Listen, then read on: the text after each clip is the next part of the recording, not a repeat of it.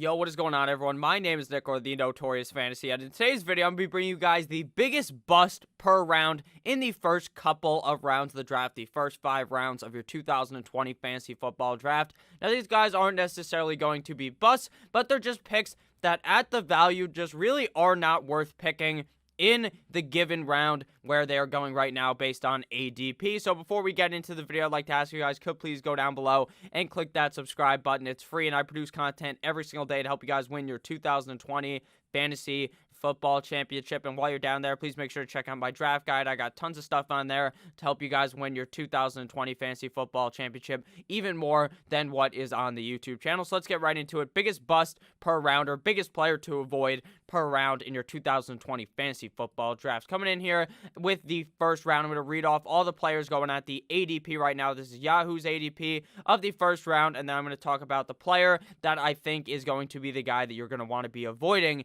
in the given round.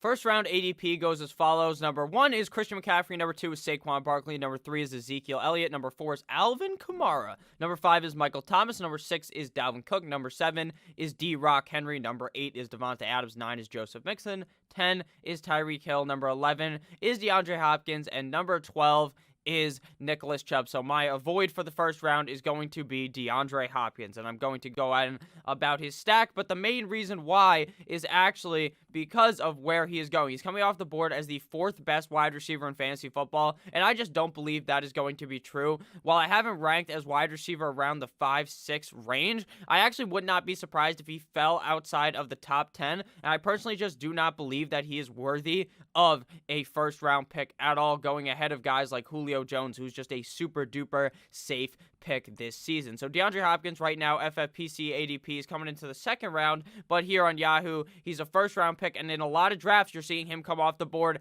as the 2nd or 3rd wide receiver in fantasy football drafts. He's an Arizona Cardinal, 6'1", 214 pounds, out of Clemson, 28 years old, a 4.57, a 40th 40-yard dash, or 40th percentile 40-yard dash, 63rd percentile speed score, 37th percentile burst score, 38th percentile agility score, and a 53rd percentile catch radius. But all those numbers are fake fucking news, because we know DeAndre Hopkins is one of the best wide receivers in the league, and his catch radius is probably 100th percentile, because the guy can catch anything when it's thrown anywhere near his body. So DeAndre Hopkins obviously used to be a Houston Texan, obviously, and then Bill O'Brien decided to trade him for a used condom and David Johnson, which made no sense. But now he's obviously an Arizona Cardinal right now, coming off the board as wide receiver number 4, pick number 11 of the draft. And I just really believe that that is far too early for DeAndre Hopkins. He's a middle of the second round pick for me, and I'm not even likely going to take him in the second round. I'd rather just go for a more pick that I think is just a bit safer in the second round. While I think DeAndre Hopkins will probably have just a fine year, I don't really want to put all my eggs in a basket of a guy switching teams in a year where it's the coronavirus, so training camps and all this other shit aren't really happening on time. Even though there's going to be limited preseason games, DeAndre Hopkins will still get that rapport with Kyler Murray. I'm just kind of worried about the fact that now DeAndre Hopkins actually has competition around him. Like, the other people on the team are going to get the ball. Christian Kirk, Larry Fitzgerald are still going to get the ball on the Arizona Cardinals team. It's not like when he's in Houston, he's getting 10-plus targets every single fucking game. I just do not believe that that's going to happen in Arizona, even in this air raid type of system. Wide receiver number 5 last season in Houston, he played in 15 games. He had 150 total targets for 10 per game, ranking 5th at wide receiver. He had 17.8 PPR points per game, ranking 4th at the wide receiver position, which is obviously due to this absorbent amount of targets. 104 receptions, 6.9 per game. Very nice. Number 2 at wide receiver, 1,165 receiving yards, 77.7 per game. 10th at wide receiver, 7 total tutties, 13th amongst wide receivers, and 7 red zone receptions, 25th amongst wide receivers. So obviously the numbers in Houston were very, very good. Now, to compare the quarterback play in Arizona and Houston would be kind of unfair, because I actually think Kyler Murray just is pretty good, a very good quarterback, actually. And I think to compare Deshaun Watson to Kyler Murray, obviously Deshaun Watson's better because he's been in the league for longer, but obviously eventually Kyler Murray will probably get up to his standards, even though the guy's 5'6" and has to stand on a ladder to see over the offensive line. I think it's unfair to kind of compare them, because DeAndre Hopkins has done it his whole career with these garbage-ass quarterbacks. He did it with Brock Osweiler. He did it with Tom Savage, but my real concern, like I said earlier for DeAndre Hopkins, is where he's going in the draft. I don't think he should be the 4th wide receiver off the board, and I think he's not a first-round pick. And I also just do not believe that he's going to be seeing 10-plus targets every single game. While I think they're an air raid system, I think we see a lot of Kenyon Drake, and I think we see a lot of other receivers getting involved on the team. Larry Fitzgerald is just not going to disappear in likely his final season wearing an NFL uniform. So looking at the vacated production in Arizona, there's 84 vacated targets, 624 receiving yards, and 2 total touchdowns. If we're looking at pass percentage, Houston ranked 22nd with 57.93 per game or percent passing, and Arizona ranked 12th with 60.40%. So obviously he's getting into a more pass-heavy system, but like I said, he's getting into a system with more options. Not in Arizona. In Houston, it was DeAndre Hopkins and Will Fuller for about half the games because Will Fuller couldn't stay healthy. Now he's stepping in with Christian Kirk. He's stepping in with Larry Fitzgerald, and then there's a bunch of other guys. There's even a guy named Keyshawn Johnson on the team, who's someone that a lot of people are looking to make that next move this season. So I think that the Arizona Cardinals will be fine. I think DeAndre Hopkins will be fine. But what I'm saying is that I don't think he's worth this pick in the first round. Now to look into the second round of your drafts based on ADP. 13, we have Josh Jacobs. 14 is Julio Jones. 15 is Aaron Jones. 16 is Lamar Jackson. 17 is Chris Godwin. 18 is Travis Kelce. 19 is Pat Mahomes. 20 is Miles Sanders. 21 is George Kittle. 22 is Kenyon Drake. 23 is Kenny Golladay. And 24 is Austin Eckler. My pick for the biggest avoid player in the second round is, drum roll, it is going to be Lamar Jackson, pick 16 of your fantasy football draft. Right now at FFPC ADP, which is high stakes, so these people are kind of a bit sharper, 22.36, so he's more of a back part of the second round pick. Still a second round pick though. Baltimore Raven, obviously 6'2", 216 pounds, does not have any workout metrics, but we all know, except for the 49 miles per hour throw velocity, this guy's a beast, 23.5 years old. So why do you want to fade him if he's a beast? Now that's obviously a very, very reasonable question. Quarterback 1 off the board, pick 16. It is because I am not willing to buy into a quarterback in the second round. It is just not fucking worth it. Drafting a quarterback early setbacks your team so much. It doesn't matter if it's Lamar Jackson, Patrick Mahomes in the second round. I chose Lamar Jackson, though, because he's the first quarterback coming off the board. I just don't think you should be picking a quarterback inside of the first 4 rounds of your fantasy football draft. I think it really hinders the depth at the skill positions that you need to win your fantasy football championship. Now, if you're playing in a super flex league, go the fuck ahead and draft a quarterback in the first 2 rounds. You can even draft 2 in the first 2 rounds, and I would not give a fuck because you just can in those kind of leagues, 2 quarterback leagues, super flex leagues. But in normal 1 quarterback league, your team is going to feel decimated after you draft Lamar Jackson. Sure, Lamar Jackson might be able to carry your team to a couple of wins, but so could some quarterback you find in the 8th, 9th, or 10th round with super high upside. So I just don't see the reason in drafting Lamar Jackson and having your running back core kind of decimated due to the fact that you wasted a second round pick where you could have gotten a workhorse back, and now you in the 3rd round you come back and the running back you can get just is not as good. It's plain and simple. It's just easy numbers. The numbers mean that in the first round, the running backs are far better than in the second round, and then in the second round, they're far better than in the 3rd round. It's just how it works based on point percentage. Quarterback number 1 last season in 15 games, though. Lamar Jackson, obviously a beast, 401 passing attempts, 26th at running, or a quarterback, which is funny because I said at running back because people make jokes about Lamar Jackson being a running back, but I didn't even mean to do that. It's just the guy gets so many of his stats in the rushing game. 3,127 passing yards, 22nd in the NFL at quarterback, 36 passing touchdowns, number 1 at quarterback, 6 INTs, 14 interceptable passes, but his passing touchdown rate was 9.0. What 9.0% means is on 9.0% of his passes, he threw a touchdown, which is fucking impossible to recreate. It is so hard to recreate 9.0. The normal is around a 5.0% touchdown rate, so 9.0 is very, very high, and I highly doubt that that occurs again this season. While I think the passing output will increase this season, I think him scoring 36 passing touchdowns is a little too high for Lamar Jackson. 6 INTs, though, 14 interceptable passes, ranking 22nd at the quarterback position, but obviously he gets his money in the running game. 175 carries, number 1 at the quarterback position, 1,213 rushing yards number 1, 80.9 or rushing yards per game, and 7 rushing touchdowns second at quarterback. So the guy's a fucking beast. But at the end of the day, do not draft a quarterback this early because the value of it just is not worth it. It's going to absolutely screw over the rest of your team. If you do it, it's like taking a defense or a kicker in the 7th round. It really screws over your whole goddamn roster. If you guys have enjoyed this video thus far, please make sure to click that subscribe button down below. It's free, like I said at the beginning of the video, and I produce content every single day to help you guys win your 2020 Fantasy Football Championship. If you got any questions on any of these picks, please make sure to leave a comment down below because I always answer everyone's questions. So in the 3rd round, the ADP goes as follows. At 25, we got Mike Evans. 26 is Amari Cooper. 27 is Allen Robinson. 28 is Adam Thielen. 29, Leonard Fournette. 30, CEH. 31 is Chris Carson. 32 is Odell Beckham Jr. 33 is Melvin Gordon. 34 is Cooper Kupp. 35 is Mark Andrews. And 36 is A.J. Brown. So my pick for this round is going to be Odell Beckham Jr. I just fucking hate this guy. I don't understand how he's even going in the 3rd round. He's a complete and utter fade for me. The other guy, the honorable mention, is Amari Cooper. I don't want to draft him either. But in the 3rd round, I can actually understand people wanting to take him. I don't understand anyone wanting to take Odell Beckham in the 3rd round, even though I think Amari Cooper is also a shitty pick here in the 3rd round. Same thing goes with A.J. Brown. I'm kind of off of him. I like him more in like the 4th or 5th round, but it just seems like he's going to rise up too much. I also don't really like him. Same thing goes with Melvin Gordon, but this guy's the main avoid of this round. I could see drafting all the other guys.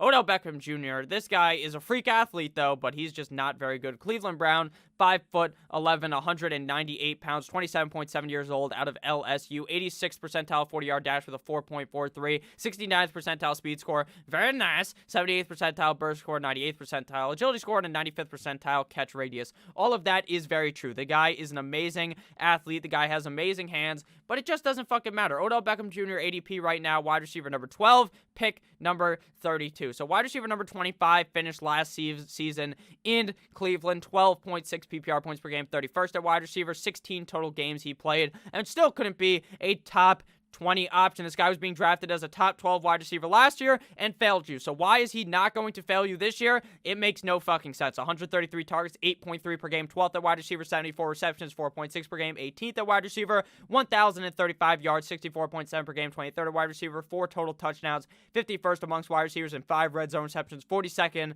amongst wide receivers. So why do I think Odell's going to be pretty shit this season? It is plain and simple. It is going to deal with the fact that this team is going to be very run heavy and the fact that Odell Beckham Jr. just isn't the guy that you probably thought he was going to be, and very fairly so, because they're going to be running the ball so much that it's going to take Odell Beckham Jr. much more to get the ball into his hands, and I just really don't think that's going to happen when he still has Jarvis Landry there, still has Austin Hooper, and while David Njoku requested a trade, he's also still there, and those are all guys that could be stealing touchdowns as well as stealing just yards all over the field. They're going to be getting a lot of targets their direction. So right now, Cleveland brings in head coach Steven Stefanski out of the, his name's actually Kevin Stefanski, head coach of the Cleveland Browns, coming out of Minnesota. So why is that really so important? It's because the difference between coaching tendencies in 2019 for the Browns and 2019 for the Minnesota Vikings. The Minnesota Vikings were very run-heavy,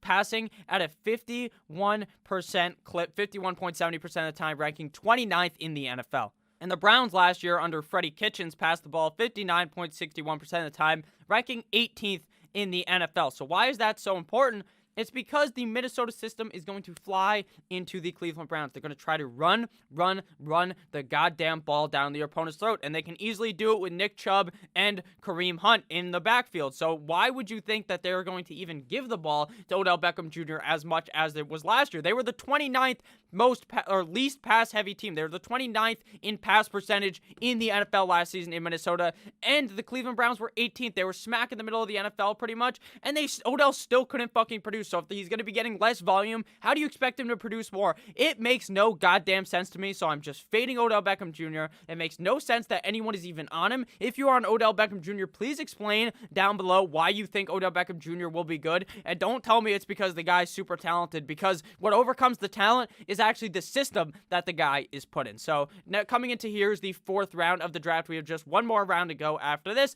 Pick 37 is DJ Moore, 38 is Zach Ertz, followed by him is Le'Veon Bell, Juju Juju, Smith-Schuster, Todd Gurley, Cortland Sutton, James Conner, Calvin Ridley, Mark Ingram, I should say, and then Keenan Allen, Devin Singletary, and Dak Prescott.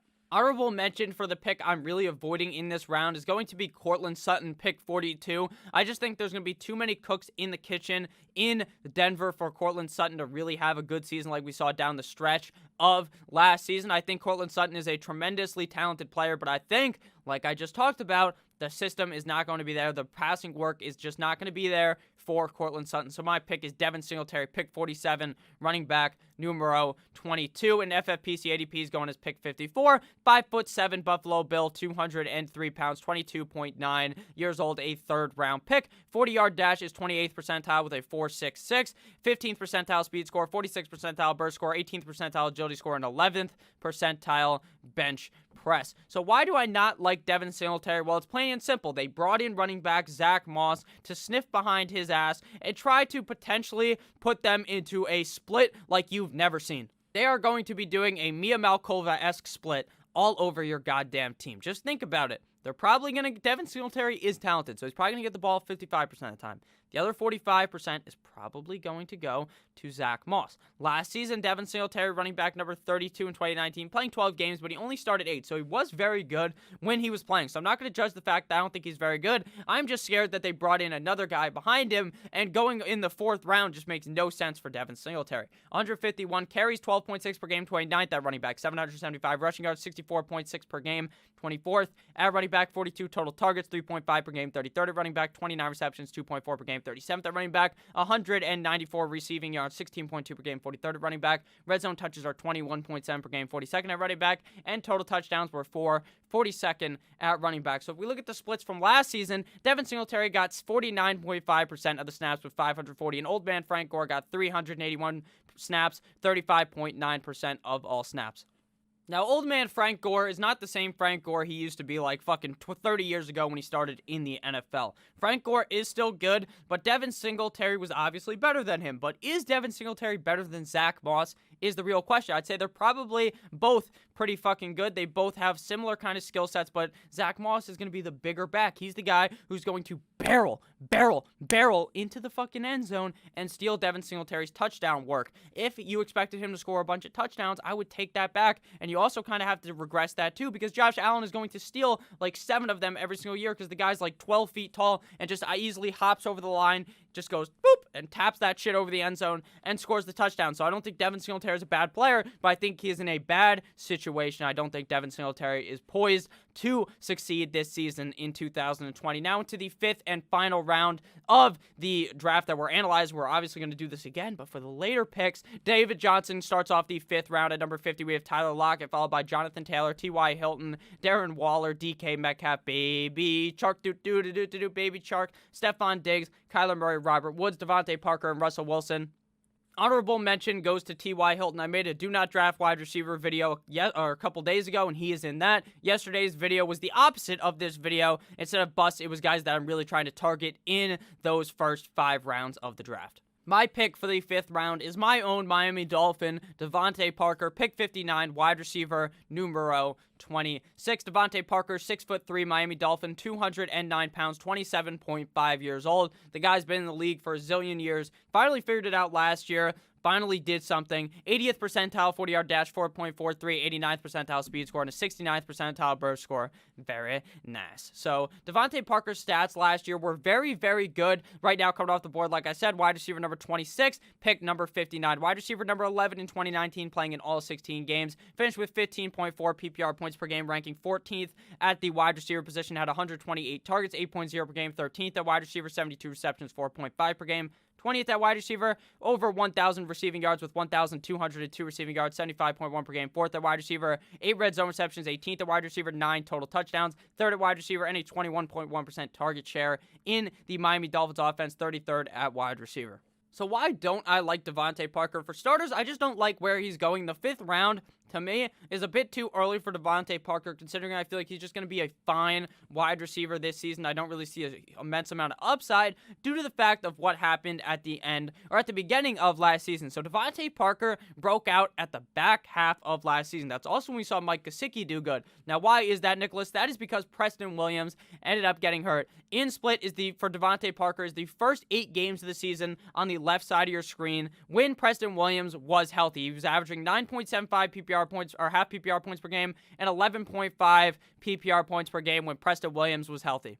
After Preston Williams ended up getting hurt, he averaged 16.52 half PPR points per game, which is an increase of a lot of numbers. That's like 7 numbers, 7 half PPR points. I'm just very not good at math. 19.27 PPR points versus 11.5 before. That's an increase of almost 7.5, almost 8 fucking points. Why was this? Because he was seeing an increased number of targets. Went from 6.5 and got an increase of 3 to 9.5 after Preston Williams ended up getting hurt, and then an increase of 2 receptions per game, going from 3.5 to 5.5. His touchdown numbers went up, and his yards doubled, going from 50 to 102.25 per game. So Devante Parker really broke out this season after Preston Williams ended up getting hurt. So if Preston Williams is healthy to start the season and Ryan Fitzmagic is the starting quarterback like he will be, then don't fucking draft Devante Parker, because he will disappoint. He loves Preston Williams, and Preston Williams will be the #1 target, the alpha wide receiver in this Miami Dolphins system. I don't understand why people are so high on Devante Parker.